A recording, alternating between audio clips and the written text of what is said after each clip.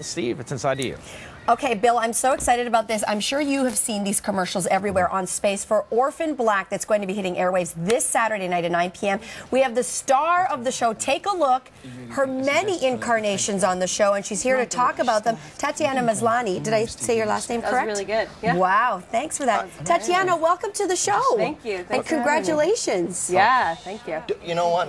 Let's get right to it. Let's give the premise without spoiling it. Yeah, it's a good one. Yeah. So it follows my character Sarah, who's a kind of working class girl from London who lives over here now, and she has kind of fallen off the face of the planet for about a year, made a lot of mistakes, and sort of trying to close the door on that life, on her past. And she's back here, she's on the train platform, trying to make contact with her family here, and she witnesses the suicide of a woman on the train platform who looks identical to her. And Sarah, in her kind of morally ambiguous way, takes this as an opportunity to move ahead, to make some money, a quick buck, and kind of get out. But it sort of throws her headfirst into this mystery of identity, who am I, all that kind of stuff. We start to understand, and I don't know if I'm giving away too much, that essentially you discover that there's not just you, Sarah, and then this girl, Beth, whose life, it's essentially identity theft in a way. Yeah. But you discover so many other characters. And that's why Sarah kind of can't get out of it now. She's sort of knee-deep in all these other women who look exactly like her, and it's like, who are they? You know, who are they to me? Are they my sisters? You know, kind of thing. Like, it's really fascinating and so much fun to play, obviously. Yeah. All right. Imagine. So you're here. You're trying to discover where you came from, who you are. Yeah. Do you ever get back in touch with your family, or you're on the run from them as well? Well, she has a foster brother, Felix, who she sort of makes contact with immediately, and he becomes her sort of sounding board through this whole, through all the insanity. And he's this brilliant character played by Jordan Gavaris, who's just like, kind of like old, I want to say like old Hollywood dame. Like, he's like so great. He's so funny and adds like a nice levity to the show, which can be quite dark and quite, you know, conspiracy-based and mysterious. It's called Orphan Black, after all. Yeah. It's true. Where does the name of the show come from? That's kind of up for interpretation. I have my reasons, like why I think it's called that. The creators have their ideas, but we're kind of leaving it open-ended, which is nice, you know, that it's not just like the clone show. Right. Which would be Sarah and her clone. That's the word that we did not say, and so we're giving that away. Well, that they've been putting it out there. Yeah. So Matt Frewer, who used to play Max Headroom, which is an iconic science fiction show, he's part of the cast. Yes. Yeah. I can't really say in what way. Okay. There we go. Good question, He comes Steve. out, and that's cool that you bring him up. Yeah. He's awesome, and I didn't know the Max Headroom stuff, and then I watched it when I knew he was going to be on the show, and I was like, this is like the original like viral video kind of. You know, even though it was on MTV, but it's like, it's awesome. It's so true. Wicked, yeah. Okay, so on this show, viewers of the show know that I love me a good British accent.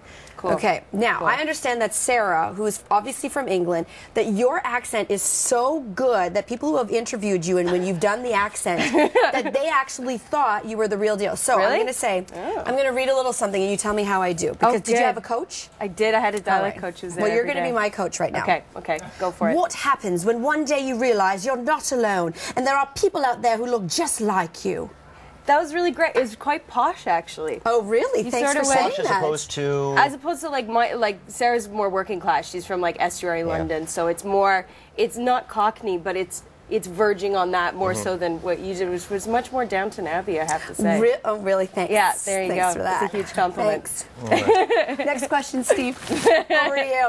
Just bask in that a little bit. Soak in it. All we saw was a clip of the series and clones. That's so good. But that was enough for me. All in, says Tim Goodman from The Hollywood Reporter. Now, it might just be because you're nervous, but you've got a bit of tension going on right now. You're jutting out your jaw. It's an interesting character. I want you to be uptight. I want to know the backstory of this guy. I don't know. You don't know? You know what? And she's the person to ask you that question because I understand you're also, like, this is a sort of a dark, very dramatic, multifaceted character, but I hear you're kick butt at improv. Well, I did it for like 10 years in a company. We did like long form improv, so it's less like whose line is it anyway, and more so like one act plays. But yeah, I love improv, and I definitely like. There's definitely some of the characters in this that are a lot funnier, a lot more quirky, and a lot yeah, you know, less dark. You know, Yes. yeah. Yeah. One thing we didn't mention is that, and Canada has made excuses in the past for not looking as big as America. Right. Completely different with this one. And series recently, this looks so big, and to find out that this is a Canadian production, I was seriously impressed. Yeah, it's got a really great look to it. I mean, we had a DP from New Zealand. His name's Aaron Morton, and he's done like the Evil Dead movie and like Spartacus, and he just has this really great eye. And I think John Fawcett and Graham Manson as well, the creators, just have a really keen eye for kind of aesthetic. They love entertainment, like they're about that, and also creating a very unique world. So as much as Orphan Black is like sci-fi and all that, it's also like the world itself is just like a very captivating, sexy, beautiful kind of world. So It looks that way. Yeah, it's fun. Promos are slick. Okay, everybody at home, because you've been seeing the commercials, you want to know when is it debuting. It is this Saturday, March the 30th, 9 p.m. on Space. Catch Tatiana and all of her clones on the show. Congratulations. Thank you. Can't wait to see it. Yeah. It's going to be amazing. We'll be looking forward to it. Can't wait for that character's second season. Say we'll be back in British accent. Say we'll be back in British accent. Come on. Man. Oh. Oh man. Go now. Right back. We'll be right. Oh.